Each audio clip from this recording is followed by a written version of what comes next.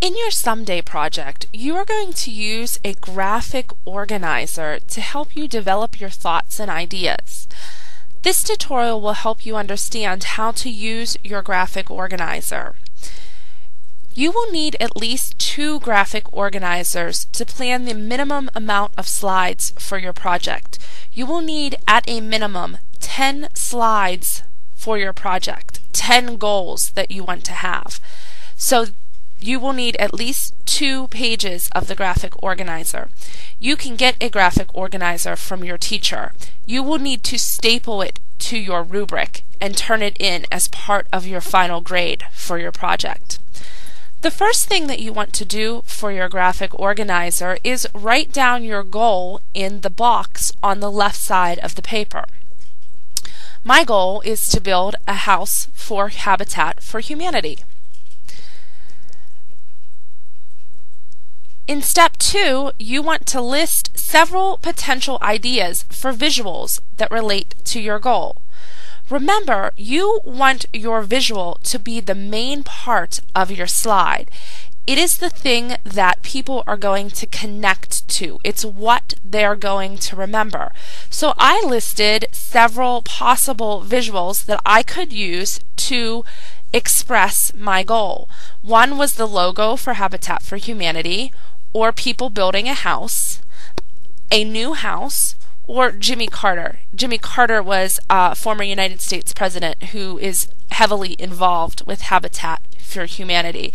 He's sort of the face of Habitat for Humanity, and many people associate him with it. I think that the best choice is people building a house. So when I go to the internet to research for my image, I'm going to look for an image of people building a house. Remember, your visual is what tells your story.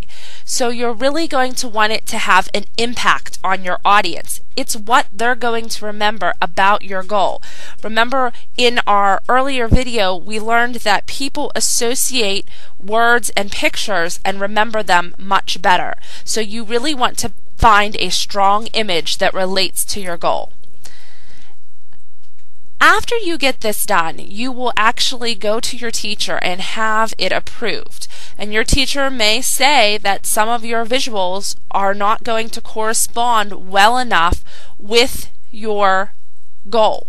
So you may have to go back and rework some of these things.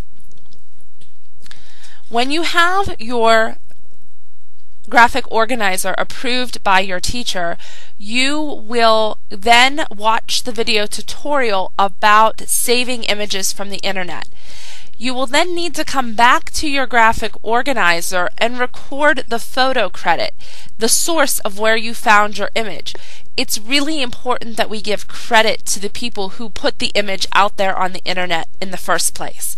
So you may put Google Images, Bing Images, Flickr, iStock Photo, PhotoBucket. Those are all potential places where you could find an image. But it's important that you come back and complete step 3 for each of your goals so that you can later give credit to those sources when you finish your PowerPoint project.